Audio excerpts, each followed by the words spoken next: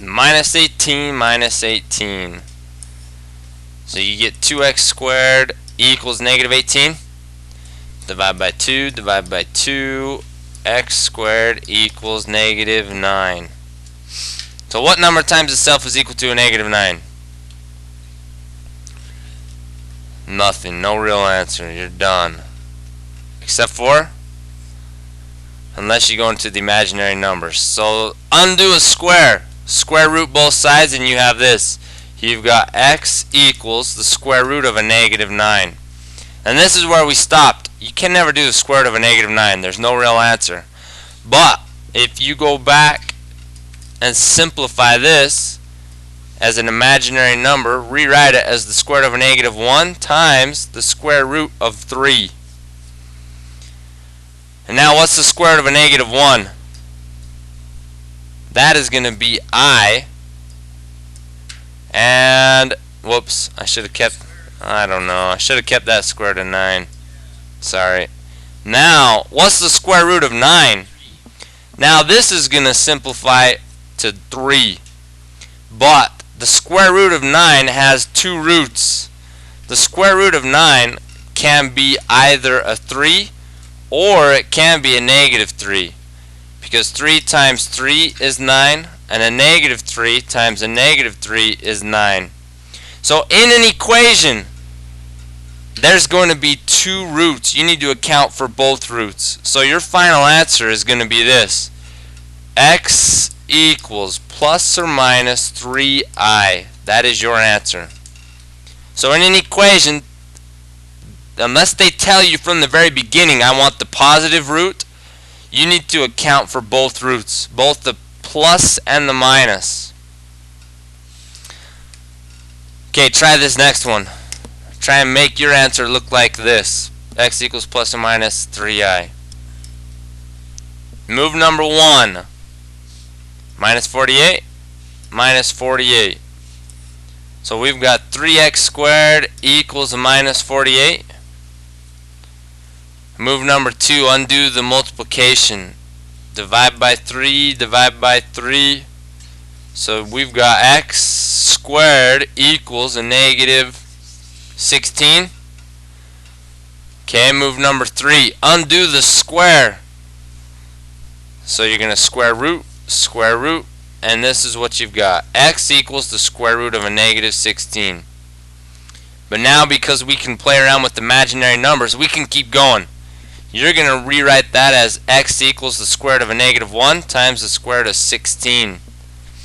And the square root of a negative 1, that is our imaginary unit. So it's x equals I times the square root of 16. Square root of 16 has two roots. A 4 works and a minus 4. So your answer is going to be x is equal to either root, plus or minus 4i. It's wrong. Here's a little trick. This is a quadratic equation, and this is our whole next chapter. We're going to do quadratic equations. Quadratic because the exponent is 2. In an equation, if your exponent is 2, that means there's going to be 2 solutions. There's going to be 2 answers. So if you don't get 2 answers, you did it wrong. In every quadratic equation, there's always going to be 2 answers. Plus 4i minus 4i. Okay, this is just a diagram saying this new set of numbers, we're going to call it the complex numbers. Irving? Complex numbers include all of your real numbers and all of your imaginary numbers. So this number right here, let me ask you this question. This number 16. Is 16 a complex number? Yes. Because the complex number, this is a final set of numbers. It includes every single number in the universe. All of the real numbers, all of the imaginary. When you add a real number and an imaginary number, you are going to get a complex number written in this form. Write this down. Let's call this standard form. Standard form is this a plus bi. So the real number comes first. That's your A, that's the real number. And then your complex number comes second. And when we start to add and mingle and mix real numbers with imaginary numbers, we're going to call it a complex number. So let's add these complex numbers. You've got 6 minus 4i plus 1 plus 3i. Adding and subtracting is simple. All you do is combine like terms. So you guys add these two sets of complex numbers. 7. Okay, you just add your like terms. So the 6 adds to the 1, and that does give you 7. And then add your imaginary numbers. What's the negative 4i plus 3i? So 7 plus a negative I. Put it in standard form. That means this, a plus bi. Your real number comes first, and then your imaginary number. This one is going to be a little bit trickier. What's 3 minus 2i minus 5 minus 4i? What's a 3 minus a 5? Negative 2. What's a negative 2i minus a negative 4i? Plus 2i. Because minus, you can have a negative 2i minus a negative 4i. A minus, that's going to change to a plus. Okay, let's times them. And then let's divide them, and we'll call it good. Complex numbers are used by electrical engineers. They are going to use a formula to find the voltage in a circuit. And here's the formula. In an AC circuit, the voltage is going to be represented by capital E. Current is capital I, and impedance is capital Z. So there's the formula. To find the current, all you do is take your current times the impedance. So if the current is 1 plus 3J, 1 plus 3J, and your impedance is 7 minus 5J ohms, 7 minus 5J, to find the current, or not to find the current, we need to find the voltage. To find the voltage, you multiply these two together. Now here's what they had. Their formula was this: E equals IZ.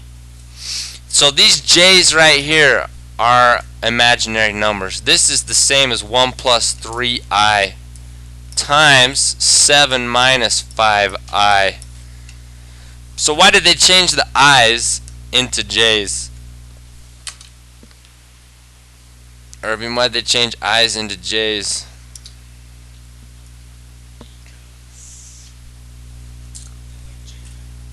Why do they like j better? Because they already have an I right here. If you have too many i's floating around, it's going to be confusing. You don't know what the heck you're talking about. So, multiply them. Distributive property. What's 1 times 7? Here you're going to have a 7. What's 1 times a minus 5j? Minus 5j. What's 3j times 7? Plus 21j. And the last times the last. What's 3j times a minus 5j? Minus 15j squared. Now what's a j squared? Or what's a I squared?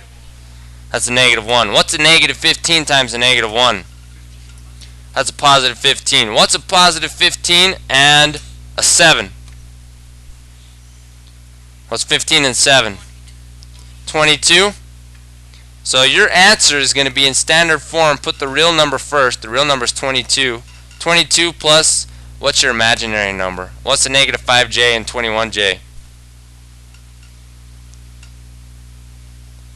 What's negative 5 plus 21? 16. J. That's your answer. So you multiply. Just use your FOIL. Use your distributive property. But anytime you get a j squared or an I squared, change it to a negative 1. Okay, if you're dividing, in the denominator, you cannot have any imaginary numbers. So if you see this fraction, 3i divided by 2 plus 4i, it cannot be your answer because in the denominator you've got an imaginary number. So to get rid of imaginary number, you're going to use the complex conjugate. The conjugate is just your difference of squares. So you're going to multiply this by a fancy 1. And what is the difference of squares of 2 plus 4i? 2 minus 4i. That's a conjugate. What's the conjugate of this next one? What's the conjugate? Oh, never mind. I guess it's a little bit different. If you have a binomial, if you have two terms, 2 plus 4i, the conjugate is just going to be the opposite. It's going to be 2 minus 4i. So let me insert a page. So it was 3i divided by 2 plus 4i. So you're going to multiply the top and the bottom by 2 minus 4i. 2 minus 4i. Okay, on the bottom, your goal is to have a whole number, a real number in your denominator. Right now I got an imaginary number, so I've got to get rid of that imaginary number. And the root is multiplying by its conjugate. Here's what happens. What's 2 times 2? So in the denominator, we're going to have a 4. What's 2 times a minus 4i? Minus 8i. What's 4i times 2? Plus 8i.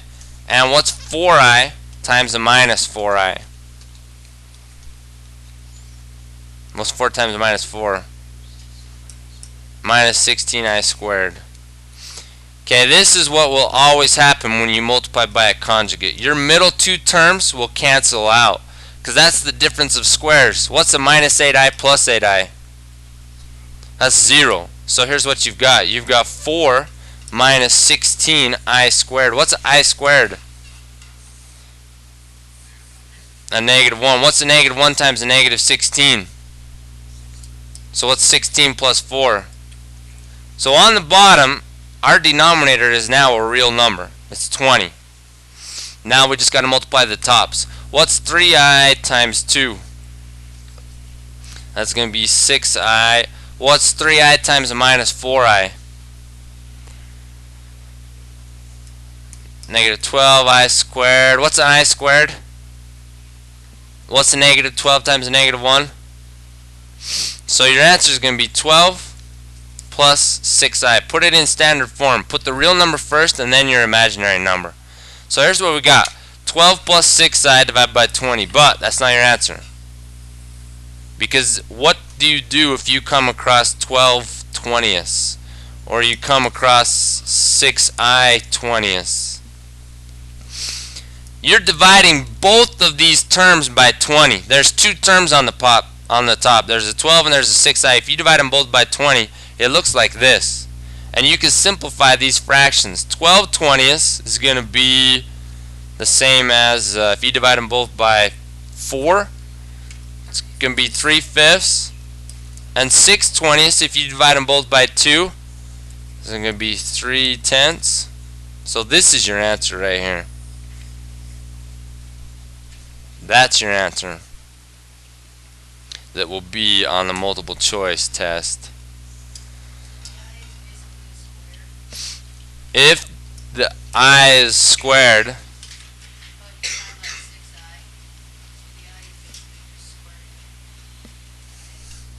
no. Multiply it just by I. Multiply your top and your bottom just by I.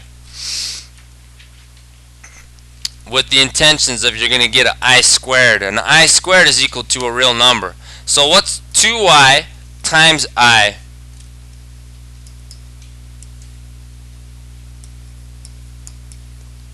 And what do you got on top? On top you've got two terms. You need to multiply them both by I. I times 5 is 5i. I times I is I squared. So let's simplify your top, your numerator. I squared, that's going to change to a negative 1. So on top you're going to have a negative 1 plus 5i. Put the real number first and the imaginary number second.